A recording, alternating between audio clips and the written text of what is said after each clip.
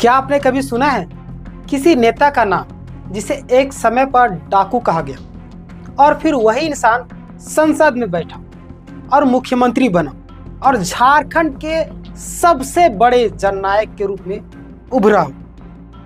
जी हाँ, आज ये जो कहानी है वो कोई काल्पनिक नहीं बल्कि रियल है। शिबू सोरेन की है। जंगलों से उठे एक ऐसे शख्स की है जिसने धान काटो आंदोलन चलाया, जन जंगल जमीन के लिए लड़ाई की, फिर राजनीति की ऊंचाइयों तक पहुंचे।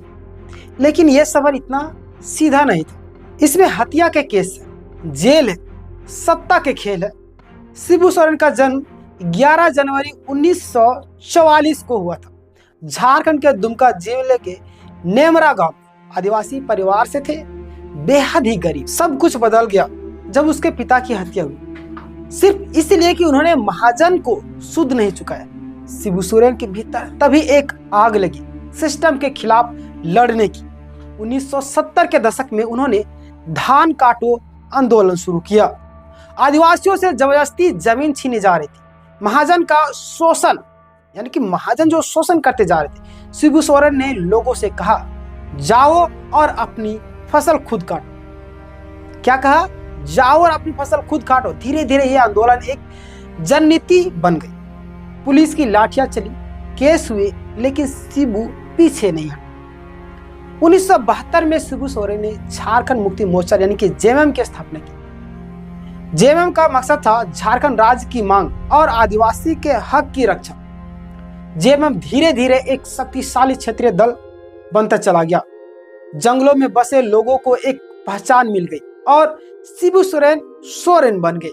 उनके गुरुजी उनके बारे में कहा करते थे कि वो जंगलों में रहकर राजनीति करते हैं। उन पर कई बार डाकुओं के संबंध में रखने के आरोप लगे, यानी कि उनका जो है कई बार डाकुओं से संबंध रखने के आरोप लगे हैं। कई बार गिरफ्तार भी हुए, है ना। लेकिन जनता उनके साथ खड़ी रही। 1980 में उन्होंने लोकसभा चुनाव जीता और संसद पहुंचे। 1990 और 2000 के दशक में जेएमएम ने कई बार केंद्र सरकार को समर्थन दिया या उनसे समर्थन लिया।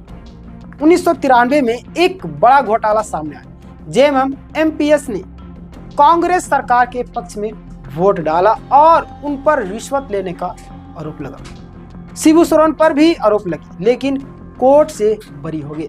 15 नवंबर 2000 को झारखंड बना एक ऐतिहासिक दिन जिसमें शिबू सोरेन और जेएमएम को अहम भूमिका थी। यानी कि जेएमएम की जो भूमिका रही झारखंड अलग होने में काफी ज्यादा भूमिका रही। हालांकि पहले मुख्यमंत्री बीजेपी के बाबूलाल मरांडी बने, ये तो आप सबको पता ही होगा।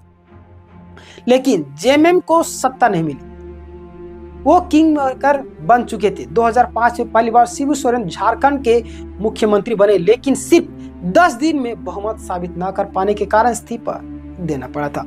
1975 के चिरुडी नरसंहार केस में शिबू सोरेन पर हत्या का आरोप लगा था। 2006 में कोर्ट ने उन्हें दोषी ठहराया और जेल भी भेज दिया। कुछ दिन बाद हाईकोर्ट से उन्हें बरी कर दिया गया सबूतों के अभाव में, लेकिन यह विवाद हमेशा उनकी छवि पर छाया रहा। शिबू सोरेन के बेटे हेमंत सोरेन अब झारखंड के मुख्यमंत्री है। जेएमएम अब एक सशक्त पार्टी है और गुरुजी की विरासत को आगे बढ़ा रही है। क्या शिबू सोरेन जनता के मसीहा है या फिर राजनीति के खिलाड़ी? शायद दोनों। एक आदमी जो अपने पिता की हत्या से आहत हुआ और राजनीति में अपना रास्ता बनाया।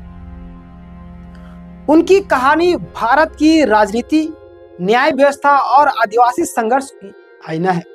क्या आप सोचते हैं शिबू सोरेन को इतिहास कैसे याद करेगा?